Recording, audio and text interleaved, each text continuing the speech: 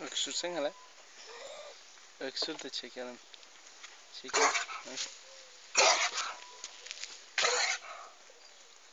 Video.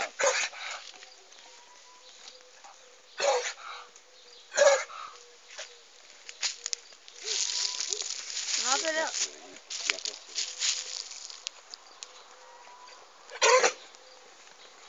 Manyak bir. Vallahi ya. Ayıp lan ayıp. Onun tepesini yiyecek gideceğiz diye Allah'ım ya.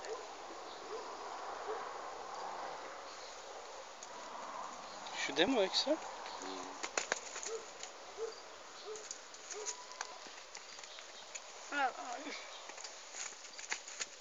Bizim Ali sağlam, Ali bir şey yok. Arada öksürüyor değil mi?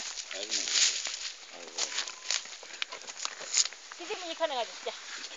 2-3 senesi var. Gel oğlum. Gel. Tozulsunuz be. Sivrisin birazdan buraya getirecek ısınlar. Sen benim olduğum yere oturan olduğu yere koyacağız.